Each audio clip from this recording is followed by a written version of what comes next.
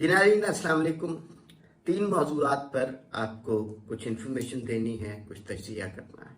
पहली बात तो ये है कि आज इलेक्शन कमीशन ऑफ पाकिस्तान का एक बहुत अहम इजलास है। उसमें जो ज़िमनी इंतखाबात हैं उसके हवाले से जो वज़ारत दाखिला की एक दरख्वास्त भेजी गई थी कि इनको 3 माह के लिए मुलतवी कर दीजिए क्योंकि मुल्की हालात ऐसे हैं। उस पर फैसला होना है। साथ में कराची के बल्दियाती इंतखाबात के हवाले से भी इल्तवा की दरख्वास्त की गई थी, उसके हवाले से भी फैसला होगा। आप जानते हैं जो 9 कौमी असम्बली की नशिस्तों और 3 सूबाई असम्बली की नशिस्तों पर इंतखाब होना है। इस इंतखाब वैसे तो 16 तारीख को होना है, लेकिन मामला अभी तातुल का शिकार है। कुछ क्लियर नहीं हो रहा, उस तरह कैंपेनिंग नहीं हो रही। तो इसकी क्या सूरत हाल है आज के इजलास में, क्या तवक्को रखनी चाहिए, कौन कौन से लोग आज के इजलास में शरीक होंगे। दूसरी बात, बड़ी इंटरेस्टिंग खबर है, केपीके में ये भी फैसला शायद आज ही हो जाए, नए गवर्नर को तैनात करना है। आपको पता है कि शाह फरमान ने इमरान खान के दस्ते राज थे, उन्होंने इस्तीफा दे दिया। अब जब उन्होंने इस्तीफा दे दिया तो फिर उसके बाद जो है आइन तो यही कहता है कि जो स्पीकर हैं वो कायम मुकाम गवर्नर होंगे। मुश्ताक गनी साहब काफ़ी अरसे से, तब अप्रैल की बात हुई है, तब से मज़े लूट रहे हैं गवर्नरशिप की, लेकिन अब अचानक वफाक को ख्याल आया कि जनाब के गवर्नर होना चाहिए। और जो अब केपीके के अंदर जो सूरत हाल पैदा हो रही है, तो ये बड़ी की अपॉइंटमेंट थी जो होनी चाहिए थी और नहीं हुई, तो वफाक को अब ख्याल आ गया। 2 कैंडिडेट्स पर बहुत बात हो रही है। एक कैंडिडेट का ताल्लुक साबिता तौर पर जो है पीटीआई के साथ है, लेकिन बहुत ज़्यादा राब्ता नहीं है। वो पीटीआई के साथ भी उन्हीं लोगों के कहने पे शामिल हुए थे, निकले भी उन्हीं के कहने पर हुए। तो वो कौन साहब हैं, उनका प्रोफाइल क्या है, उनकी पॉलिटिकल हिस्ट्री क्या है। दूसरे साहब का ताल्लुक JUI से है, उनका मौलाना फजलुर रहमान से क्या ताल्लुक है, रिश्तेदारी क्या है, निस्बत क्या है, और उनका पॉलिटिकल प्रोफाइल क्या है। तो ये फैसला होने से पहले थोड़ा सा इनके प्रोफाइल के बारे में, आप दोनों कैंडिडेट्स के प्रोफाइल के बारे में आपको बता देंगे। तीसरी बात, हनीफ अब्बासी साहब, वो वैसे तो इलेक्शन नहीं जीते थे, लेकिन वो बड़े दलेर आदमी हैं। पिंडी से उनका ताल्लुक है, मुस्लिम लीग नून से, और नवाज शरीफ के बड़े करीबी लोगों में शामिल हैं। ये वो लोग हैं जिन्होंने मज़ाहमत में, जब नवाज शरीफ मज़ाहमत पे आए बल्कि उतरे, तो उन्होंने नवाज शरीफ का पूरी तरह साथ दिया। जेलें भी भुगती, कैदें भी भुगती, मुकदमात भी सहे, लेकिन अपने बयानिए से पीछे नहीं हटे। तो रावलपिंडी में उनका मुकाबला शेख रशीद साहब के साथ होता है, उसी नशिस्त पे वो इलेक्शन लड़ते थे। मुझे इतना पता है कि शेख रशीद साहब ने एक शर्त रखी हुई थी कि किसी भी चैनल में उनका इंटरव्यू हो सकता है, और आपको पता है कि उन्हें कितना शौक है मीडिया में रेलेवेंट रहने का। सिर्फ एक शर्त थी कि 2 लोगों के साथ वो नहीं बैठेंगे, बाकी वो फयाज चौहान से लेके फिरदौस आशिक अवान तक और इमरान खान से लेके किसी भी शख्स के साथ वो प्रोग्राम कर सकते हैं। 2 लोग जो हैं उनके साथ वो नहीं बैठेंगे, एक जावेद हाशमी और दूसरा हनीफ अब्बासी। इनके साथ वो प्रोग्राम में नहीं बैठे। इनसे वो बड़े शेख साहब बदतमीज और खुले डुल्ले मुंह वाले बात हैं, आदमी हैं, बदतमीजी कर देते हैं, लेकिन इन 2 लोगों से लिटरली खौफजदा होते हैं। यहाँ तक कि ये भी हुआ कि किसी प्रोग्राम में किसी ने शरारत से ये किया कि शेख रशीद साहब को दावत दी, साथ हनीफ अब्बासी को बुला लिया। तो शेख रशीद साहब सेट पर बैठ चुके थे, बाल शाल ठीक कर रहे थे, और उतनी देर में हनीफ अब्बासी साहब के आने की इत्तला मिली। लिटरली ये बिल्कुल सच्ची बात आपको बता रहा हूँ, शेख रशीद साहब वहां से भाग गए। तो ये हनीफ अब्बासी साहब का थोड़ा सा प्रोफाइल है। डेमोक्रेसी के साथ सिंसियर लोग हैं, और इनके खिलाफ जो फैसले आए थे वो आपको याद ही है, रात के 12 बजे आए थे, और एफिडेविट का केस भी डाल दिया। ये बिल्कुल उसी तरह का केस था जिस तरह राना सनाउल्लाह पे हीरोइन डाल दी थी। तो उन्होंने हनीफ अब्बासी साहब का, मैं इनका प्रोफाइल बताने का मकसद ये है कि ये नवाज शरीफ के करीबी साथियों में से, नवाज शरीफ दिल से इनसे बहुत मोहब्बत करते हैं हनीफ अब्बासी से। तो हनीफ अब्बासी साहब फरमा रहे हैं कि मीडिया से गुफ्तगू करते हुए कि मैं आपको खुशखबरी दे रहा हूँ, और वो खुशखबरी ये है कि अगले माह पंजाब में हमारी हुकूमत होगी। आसार इसके कुछ ना कुछ बन रहे हैं, इसलिए कि ओन चौधरी, अलीम खान, इनकी मुलाकातें, ये सब कुछ हमारे सामने ही चल रहा है। और ओन चौधरी भी कह रहे हैं कि अल्लाह करे नवाज शरीफ जल्दी वापस आ जाएं, और जो है पंजाब के हवाले से, और फिर उन्होंने पंजाब के हवाले से एक बड़ी अच्छी बात की, इम्पोर्टेंट बात की। अच्छी या बुरी का फैसला तो मुझे नहीं करना, वो आपको करना है। उन्होंने कहा कि पंजाब हुकूमत जो परवेज इलाही की हुकूमत है, ये अपने बोझ से खुद गिरेगी, इसे किसी को गिराने की ज़रूरत नहीं पड़ेगी। तो क्या चौधरी शुजात फार्मूला जो है वो जो है दोबारा चल रहा है? तो खैर ये 3 खबरें। पहले इलेक्शन कमीशन पर आ जाते हैं। भाई 3 सूबाई और 9 जो है कौमी असम्बली की नशिस्तों का मामला है। इन नशिस्तों के इन ज़िमनी इंतखाबात के हवाले से बहुत चहमगोइयाँ रही और बहुत चीज़ें रहीं। कभी तहरीक इंसाफ वाले कहते हैं कि ये जो हमारे इस्तीफे हैं ये मंजूर नहीं हुए, फिर इलेक्शन में चले जाते हैं कि हमारी तो नशिस्तें खाली नहीं हुई। और पहले इसमें से एक साहब जो हैं शकूर शाह साहब, उनकी नशिस्त बहाल कर दी गई, और ये लोग भी चले गए हैं। अब ये 9 लोग कि जी हमारे तो इस्तीफे ना माने, और इसमें इम्पोर्टेंट लोग हैं, शीरी मजारी साहिबा हैं और फवाद चौधरी और इस तरह के लोग हैं। मजे की बात यह है कि तहरीक इंसाफ इस्तीफों के मामले पर इतना शोर डाल रही है।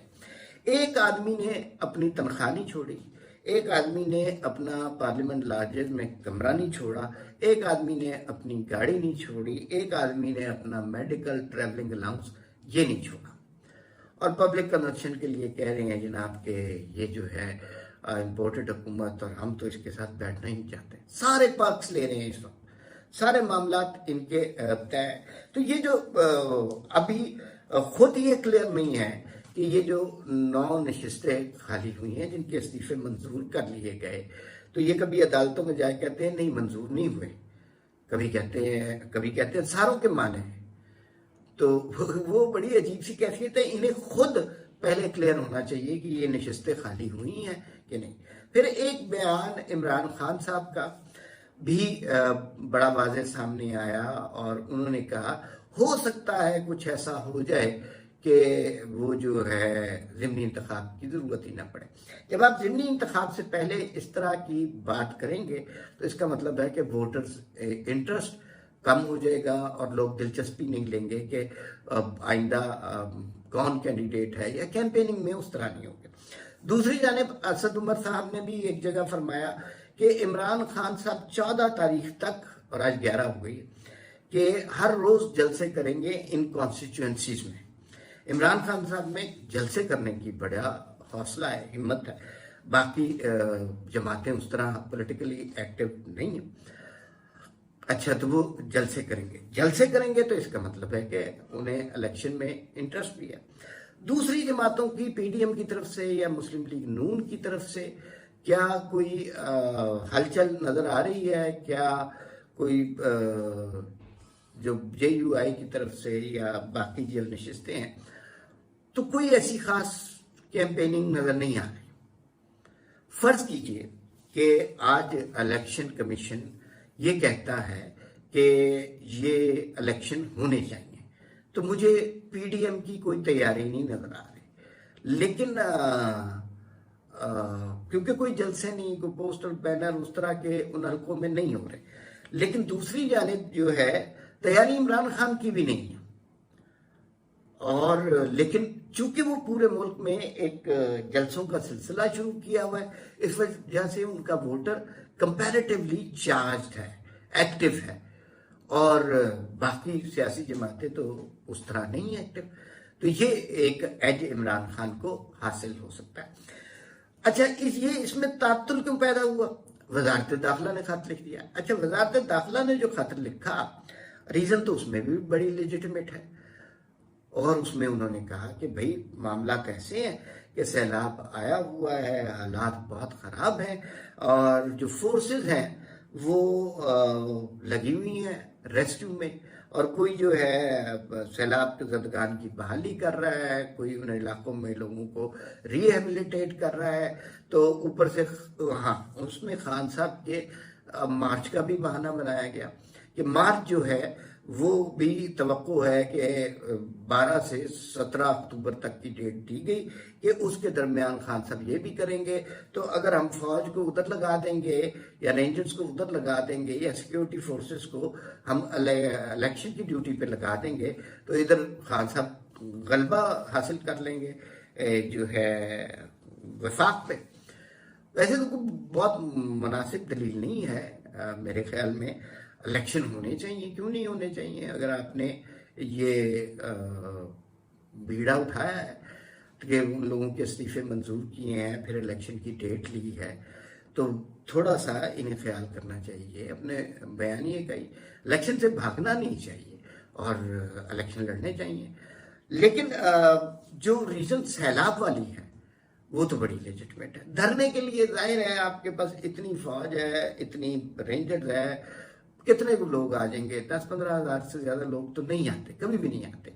तो क्या उसके लिए इतनी मतलब 6-7 लाख की हमारी फौज है, रेंजर्स पता नहीं कितनी है, तो वो सारी जरूरत होगी? तो नहीं जरूरत होगी, और 9 हल्कों में इतना बड़ा कोई कयामत नहीं आ जाएगी।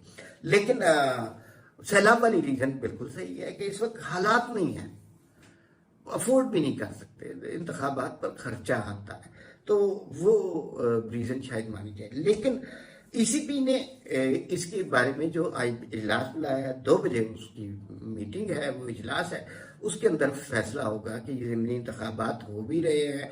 जो वफाकी हुकूमत ने दरख्वास्त की कि 3 महीने का इल्तवा कर दें, 3 महीने के हो रहे हैं, ये 12-15 दिन के बाद दोबारा हो जाते हैं। इसमें जो जो लोग आ रहे हैं वो बड़े इंपॉर्टेंट नाम है। एक तो उन्होंने हाजिर कर लिया है, चारों सूबों के चीफ सेक्रेटरीज को बुला लिया और उनसे पूछा जाएगा भाई सैलाब की क्या सूरत हाल है। वाकई नलकों में ये पोजीशन है कि यहाँ पे लोग बेसरो सामान बैठे हैं, तो उस वक्त किसी को शनाख्ती कार्ड लेके इलेक्शन में वोट डालने का, और वो भी ज़िमनी इंतखाबात में वोट डालने की फिक्र किसको होगी? दूसरा, सेक्रेटरी दिफा को तलब कर लिया है और डीजी मिलिट्री ऑपरेशंस को तलब कर लिया है। 2 बजे ये इजलास होगा, उसके अंदर हमें सारा पता चल जाएगा कि क्या हो रहा है। लेकिन ये हाई पावर्ड किस्म का इजलास होगा और ये फैसला इलेक्शन कमीशन को कोई शख्स नहीं इन्फ्लुएंस कर सकता, ना सदर, ना वजीर आजम, ना पार्लियामान। वो एक ऑटोनमस पार्टी है, ये उनका डिसीजन है और ये किसी को भी पता नहीं है कि वो चाहे तो ये इलेक्शन वक्त पर हो जाए, वो चाहे तो इसमें 1 महीने का डिले आ जाए, वो चाहे तो इसको 3 महीने के लिए डिले हो जाए। ये फैसला इलेक्शन कमीशन का है और जो उसके चीफ इलेक्शन कमिश्नर हैं इमरान खान, अगरचे उनके खिलाफ बहुत गलीज कैंपेन चलाते हैं, लेकिन वो बड़े अच्छे शोहरत वाले ऑफिसर हैं, तो वो जो हैं दुरुस्त फैसला ही करेंगे और उनके फैसले पर एतमाद ही करना चाहिए। अभी तक हालांकि इमरान खान ने हमेशा उनकी किरदार कुशी की है, उनके खिलाफ बहतान और हज़ियान लगाए, अभी तक जितने फैसले इलेक्शन कमीशन की तरफ से आए हैं उसका फायदा पीटीआई को हुआ है। ये बात आप नोट करके देखिएगा। लेकिन इमरान खान साहब क्यों उनके ऊपर बहतान लगा रहे हैं, उसकी बड़ी वाज़ेह सी बात है, तोशाखाना का केस है और फॉरेन फंडिंग का केस है। तो इमरान खान के लिए ये नशिस्तें तो मैटर ही नहीं करती, और पीटीआई के लिए शायद इससे बड़ा तमाशा नहीं हो सकता कि इमरान खान सब नशिस्तों से खुद ही लड़ रहे हैं। तो ये कौन सी सियासी जमात है जिसके अंदर कोई एक और काबिल शख्स आपको नहीं मिला जो इलेक्शन लड़े? तो ये तो काफी अहमकाना सी बात है। फर्ज करें कि इमरान खान सारे नशिस्तों से जीत जाते हैं, तो फिर उनको रिजाइन करना पड़ेगा, फिर ज़िमनी इंतखाबात होंगे, ये सिलसिला चलता ही रहेगा, कहीं रुकेगा भी। और जो है फर्ज करें कि इमरान खान आधी नशिस्तों से हार जाते हैं, आधी नशिस्तों, तो वो आधी नशिस्तों से हारना भी इमरान खान के प्रोफाइल को डैमेज करेगा। यूं मुझे वैसे ये लगता है कि ये इलेक्शन नहीं होंगे। पीटीआई इससे पहले शायद पार्लियामान में जाने का फैसला कर ले, क्योंकि काफी तरफ से उनके ऊपर दबाव है। आरिफ अलवी भी यही कह रहे हैं, इस्लामाबाद हाई कोर्ट भी कह रही है, सुप्रीम कोर्ट भी कह रही है। तो उनके ऊपर प्रेशर, ये तो विजिबल प्रेशर है, इनविजिबल प्रेशर भी होते हैं सोसाइटी में। तो उनको पार्लियामान में जाने के लिए कहा जा रहा है। तो किसी स्टेज पर वो पार्लियामान में आ जाएंगे और ख्वाजा आसिफ उनके मुंतजिर वहां पर खड़े होंगे। खैर, ये ईसीपी के हवाले से बात हो गई। अब बात करते हैं जी केपीके के गवर्नर के हवाले से। मुश्ताक गनी साहब कायम मुकाम स्पीकर हैं और वो कायम मुकाम गवर्नर के मजे लूट रहे हैं अप्रैल से। तो अब वफाकी हुकूमत को ख्याल आया कि गवर्नर लगा देना चाहिए। गवर्नर के लिए 2 कैंडिडेट हैं, दोनों के नाम गैन से शुरू होते हैं। जो नंबरों का हिसाब जानते हैं वो शायद इससे कोई मानी निकाल सके। मैं इस मामले में बिल्कुल कोरा हूं। एक है जी गाजी गुलाब जमाल साहब, इनका प्रोफाइल आपको बताता हूं, और एक है गुलाम अली साहब। अच्छा जी, ये जो है ना गाजी गुलाब जमाल साहब, ये जरा भाई लोगों के साथ इनके मरासिम बहुत अच्छे हैं। उन्हीं के कहने पे 2009 में जो है ये पीटीआई में शामिल हुए। उससे पहले ये 2 दफा कौमी असम्बली के मेंबर रह चुके हैं। मुशर्रफ के दौर में वफाकी वजीर सयाहत भी रह चुके हैं। औरकजई से इनका ताल्लुक है और ये पहले इलाका गैर कहलाता था, अब इंजमाम के बाद जाहिर है ये केपीके का हिस्सा है। कबायली उमूर पर समझा जाता है कि इनकी काफ़ी दस्तरस है। अब जो इन्होंने पीटीआई छोड़ने की वजह बताई गई थी कि किस वजह से नाराजगी हुई थी, इनके बेटे जो हैं वो मामले खसूसी बने।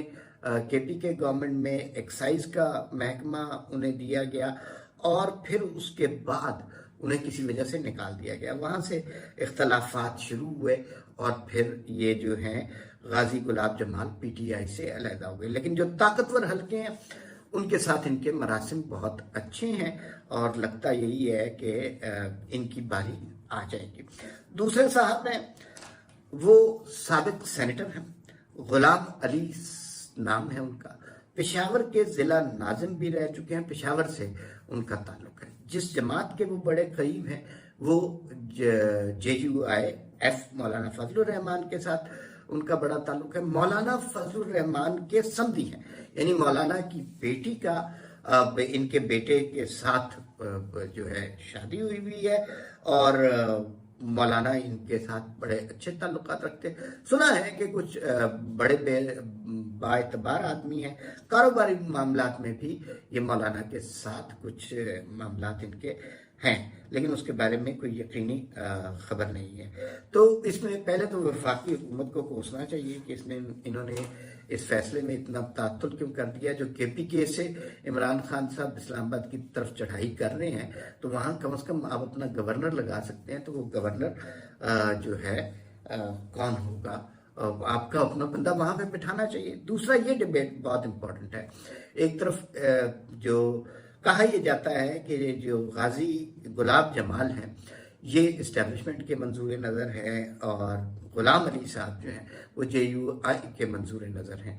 तो अब इस वक्त मौजूदा सूरत हाल में, माजी में तो हमें पता है कि 1 सेकंड में आप बता सकते हैं किस कैंडिडेट ने सिलेक्ट होना है, लेकिन मौजूदा सूरत हाल में क्या इस्टेब्लिशमेंट का पलड़ा भारी रहता है केपीके जैसे सूबे में या मौलाना फजलुर रहमान का, जिन्होंने जमहूरियत की बड़ी जंग लड़ी है। ये अभी हम देखेंगे।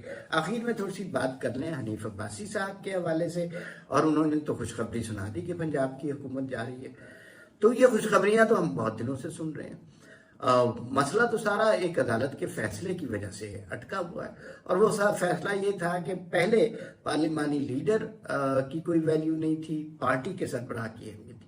फिर उस फैसले को तब्दील किया गया, अपना थूका चाटा गया, अपने मुंह पर अपना ही थप्पड़ मारा गया अदलिया की जानिब से, और फिर अगले फैसले में पार्लिमानी लीडर इम्पोर्टेंट हो गया और पार्टी सरबराह को जीरो कर दिया गया। वो फैसला किसी स्टेज पे रिवर्स हो जाना है, वो गलत फैसला है। अदालतों को भी अगर किसी स्टेज पे एहसास हो उनसे गलती हो गई है या गलती करवा दी गई है तो फैसला तब्दील हो जाना चाहिए। बस उस फैसले का इंतजार है। सुना है ओन चौधरी साहब ने काफ़ी ज़्यादा ब्रीफ किया नवाज शरीफ साहब को, और अलीम खान भी मामलत में शामिल थे कि पंजाब में एक्चुअल पोजीशन क्या है, पीटीआई के कौन से लोग मिलना चाहते हैं, कौन से लोग दूसरी साइड पे रहना चाहते हैं, किन को टिकट चाहिए, किन्होंने वजीर बनना है, किन्होंने मुशीर बनना है, तो ये डिसीजन होने वाला है। और हनीफ अब्बासी बहुत करीबी साथी हैं नवाज शरीफ के, वो हवा में बात नहीं करते, उनकी जो है बाद में कुछ ना कुछ मानी जरूर होंगे। लेट्स सी कि 1 महीना लगता है या इससे पहले भी तब्दीली हो जाती है। फिलहाल इतना ही, फिर मुलाकात होगी। अल्लाह हाफिज।